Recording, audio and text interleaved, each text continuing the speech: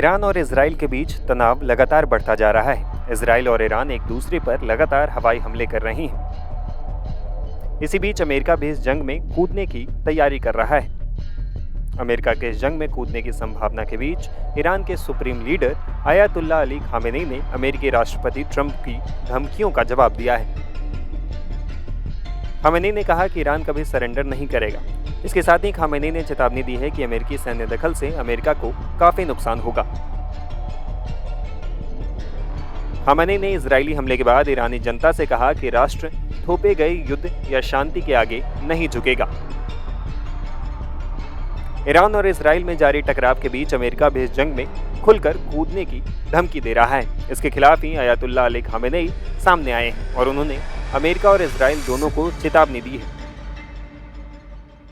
ईरानी सरकारी मीडिया के मुताबिक खामेनी ने साफ किया है कि अगर अमेरिका कोई भी सैन्य दखल देता है तो उसका अंजाम बहुत बुरा होगा, जिसकी भरपाई कभी नहीं हो पाएगी। खामेनी ने अपने संदेश में ईरान की जनता की तारीफ करते हुए कहा कि इजरायली हमलों के बाद लोगों का धैर्य और साहस उनकी राष्ट्रीय ताकत का प्रतीक है। खामेनी ने कहा कि ईरान किसी थोपे गए युद्ध और किसी थोपे गए शांति समझौते को स्वीकार नहीं करेगा। इजराइल पर तीखा हमला बोलते हुए खामेनी ने कहा कि उसने ईरानी हवाई क्षेत्र में घुसपैठ कर बहुत बड़ी गलती की है। ये ईरान की रेड लाइन है और जो इसे पार करेगा उसे माफ नहीं किया जाएगा। खामेनी ने इसके साथ ही कहा कि इजराइल को इस गलती की भारी कीमत चुकानी पड़ेगी।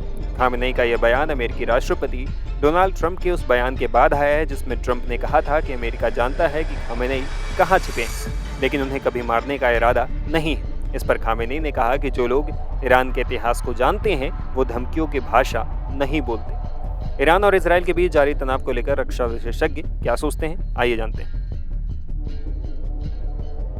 इस पूरे इजराइल के द्वारा जो हमले किए जा रहे हैं उसमें और भी बड़े हमले किए जाएं और उस तरह के हमले में अमेरिका सीधा भी शामिल हो सकता है, क्योंकि इजराइल और अमेरिका इस बात को कभी भी स्वीकार नहीं करेंगे कि ईरान न्यूक्लियर वेपन एक्वायर कर ले।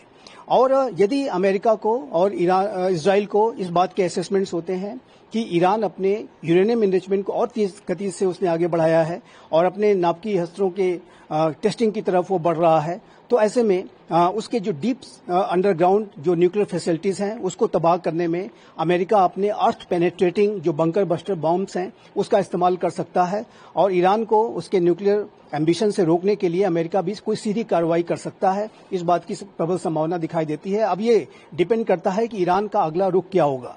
ईरान यदि अपने नाभिकीय अस्त्रों के प्रोग्राम को रोक देता है, उसे आगे नहीं बढ़ाता है, तो फिर शांति स्थापित हो सकती है। लेकिन यदि ईरान ने फर्दर एग्रेशन दिखाते हुए अपने नाभिकीय अस्त्रों के प्रोग्राम को आगे बढ़ाया तो उसमें तो ईरान के विरुद्ध की जाने वाली किसी भी कार्रवाई में अमेरिका सीधा भी शामिल हो सकता है। भारत के प्रधानमंत्री श्री नरेंद्र मोदी ने साइप्रस में दिए गए अपने बयान में इस बात को स्पष्ट किया है कि भारत मिडिल ईस्ट रीजन में वर्तमान समय में जो हालात हैं, ईरान और इजराइल के बीच में जो युद्ध की स्थिति है उसको लेकर के भारत भी चिंतित है और भारत भी ये चाहता है कि दोनों ही राष्ट्रों के बीच में एक संवाद स्थापित हो, दोनों ही रेस्ट्रेंट बरतें और दोनों के बीच में जो ये स्थिति है उसका डी एस्केलेशन हो, क्योंकि भारत के प्रधानमंत्री श्री नरेंद्र मोदी के ये विचार हैं और उन्होंने इस बात को अपने विजनरी वर्ड को फिर से दोहराया है कि ये जो युग है ये युद्ध का युग नहीं है और ये जो युद्ध ईरान और इजराइल के बीच का यदि आगे एस्केलेट करता है तो इससे पूरे विश्व को हानि होगी, इन दोनों राष्ट्रों को तो हानि होगी ही। तो ये भारत के प्रधानमंत्री श्री नरेंद्र मोदी का जो एक विजनरी वैश्विक नेतृत्व है और उनके जो विचार हैं वो एक बार फिर से अंतर्राष्ट्रीय समुदाय के समक्ष रखे गए हैं और आशा की जानी चाहिए कि ईरान और इजराइल दोनों ही भारत के मित्र राष्ट्र हैं, वो भारत के प्रधानमंत्री श्री नरेंद्र मोदी के जो कि विश्व नेता की छवि रखते हैं उनके विचारों को वो गंभीरता के साथ लेंगे और डी एस्केलेशन के जल्द से जल्द प्रयास करेंगे।